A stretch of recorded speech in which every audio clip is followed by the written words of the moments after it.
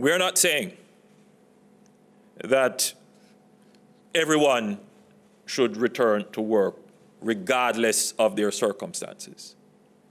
We acknowledge that there are persons who would have responsibilities by virtue of schools being closed and having children at home to attend to. We acknowledge, and we have said, that there are persons with comorbidities who should be very careful how they return to work. And therefore, we expect that the employers would exercise a high level of understanding in this period. There you go, the most honorable Prime Minister, and that word that he used, it means that if you have other problems, you have diabetes or maybe high blood pressure, that's what he was talking about. But we were speaking to what happens today, the day workers can leave home and return to the workplace. Are employers and employees mentally, physically, professionally ready for this? So we asked business management consultant and psychologist, Dr. Lakim Semaj, and the president of the Jamaica Employers Federation, Mr. David Wan. There they are there. Morning to you, gentlemen. Welcome to Smile Jamaica. Good morning, Neville. Morning, Mr. Wan. Mr. Wan, let me start with you as the president of the Employers Federation. What are your thoughts on, this is my word, the reopening of Jamaica almost? What are your thoughts, sir? Well, we've said publicly that a good amount of our members are not going to be 100% ready today to have back all their employees.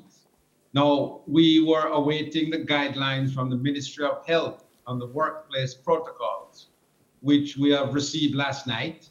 There are no surprises in there, but it sets out all the protocols that are expected of employers in the workplace. Can you kind of tell me quickly, sorry to jump in, sir, but can you kind of tell me quickly what those protocols are? All right. The broad headings are social distancing, sanitizing, and the wearing of masks, as well as what do you do when someone is found to have COVID in the workplace, things like those. And it goes into great detail about the protocols you should follow and the standards. Let me ask you, Dr. Semaj, because we had a discussion about this maybe about a month and a half ago. The disruption caused by COVID and the opportunities that were involved. And you said things would never be the same again, nor should they be. Workplaces have changed. Kitchens have become workplaces. Bedrooms have become workplaces. And productivity for many people is up, right? Productivity. So should we be looking at this as an opportunity to rework the work paradigm as opposed to looking to bring people back into a physical space? Okay, bring back is one option, and the protocols actually says that employers have the responsibility and the opportunity to see what works best for them within the broad guidelines. But to take you on the point that we said earlier, I don't think we should see this as going back to work, because you can't go back. It's a new order. So if we treat it as we are now getting people into a new paradigm, it is easier for them to change, because if allowed to, they will go back to how exactly they used to do it. When I go into the market, I see the behaviors are still exactly the same. No social distancing taking place. Hardly anybody in the market wearing a mask. So one has to treat it, listen folks, this is how we do it today. My only concern is that the fact the guidelines came out last night. I'm sure many people haven't had a chance to fully digest them, and you really need to almost walk it through with your employees. Walk it through so they understand what is happening. Jamaican workers are not very safety conscious, and I'm sure David will back me up on this. Companies have to almost enforce safety guidelines. I've seen workers with every piece of safety equipment, but wearing it badly. Yes. So that the emphasis on safety, on what you need to do, it has to be enforced. It has to be, the managers have to know literally, one of the things, managers have two responsibilities, manage processes and manage relationships. Managers will be now really tested now. for them to be doing all of this, to make sure they're monitoring their employees, monitoring their processes, and how to keep people safe. Dr. Samaj, from a psychological standpoint, I heard the president of the Teachers Association saying because school starts for 5th and 6th formers next week because of CSEC and K.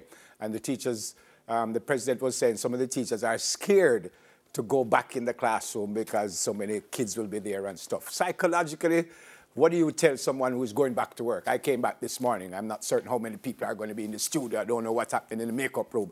Does that bother my mind?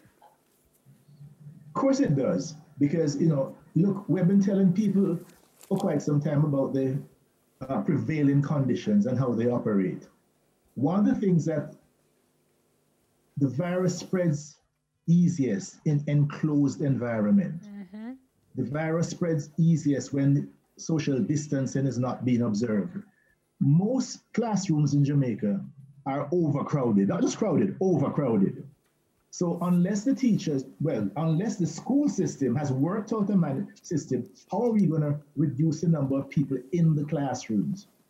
How are we going to check people coming in? If you notice, if you watch some of the videos from China and other places that have opened schools already, there's somebody almost called a dean of... Yeah, sanitization. Yes, yeah. And as a student walking, somebody's actually sanitizing, somebody wearing a hazmat suit. Yep. Is sanitizing the student completely. From head to toe, shoes and everything. Mm-hmm. Yeah. Yeah, so I'm not sure where those kind of things weren't in the protocol as such. It is assumed that people will, all right, check temperatures. But again, checking temperature one person at a time is a lot of checking. And just the whole process of getting in, making sure that everyone has the option to sanitize their hands as fast as possible, as quickly as possible.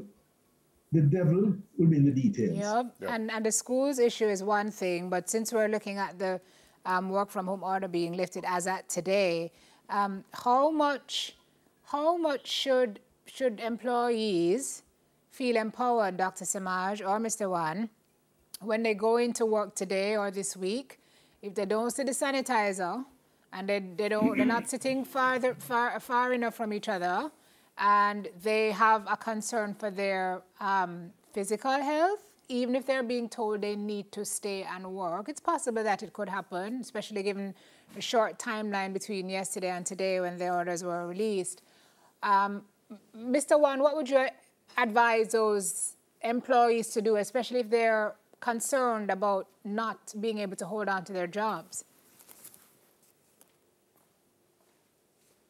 Have discussions with their employers about if they see a situation that they think is not in compliance with the standards set out by the government and the Ministry of Health. Now, one of the unfortunate things is that COVID came around while the Occupational Safety and Health Bill was being drafted. Yes. And as a matter of fact, I'm going right now after this interview to the Joint Select Committee considering the Occupational Safety and Health Bill. And we're going to be trying to make sure that there's some reference to pandemics in there, because there wasn't. And then what kinds of things, would be advisable to have in there regarding pandemics. And the thing you just mentioned, Simone, could be something that's mentioned there to give the employees some level of comfort and ability to speak to the employers. Without victimization. Feel that way. Yeah. We have to go question to you both. Maybe I should have asked this at the start. Do you agree that the reopening should be now? Dr. Wan, Dr. Samaj, let me start with you first. There's never a perfect time, but I hope we can do a further program on this, because there's so many other options that you can use to make the reopening as seamless as possible. But I would just want to make sure the workers understand that irrespective of what is said, your health is your responsibility. Okay. Walk with your own sanitizer. Walk with your own mask. Yep. Protect yourself. Yep. Mr. Wan? Is yes, I think it's a good time to get started. I'm looking at the data of the COVID-19, and what it's saying is that as far as stressing out the health system of Jamaica, we are some ways below that, because there are 2 persons critically ill and there are 20 persons hospitalized of the 500 plus that are positive.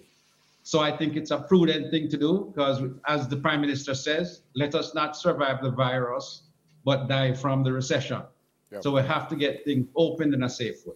Thank you to you both. My pleasure. Business management consultant and psychologist, Dr. Liakim Semaj, and the president of the Jamaica Employees Federation, Mr. David Wan. I have a stupid question.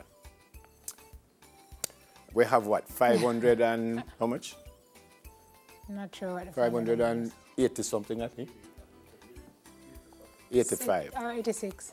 And they say 280 something recover.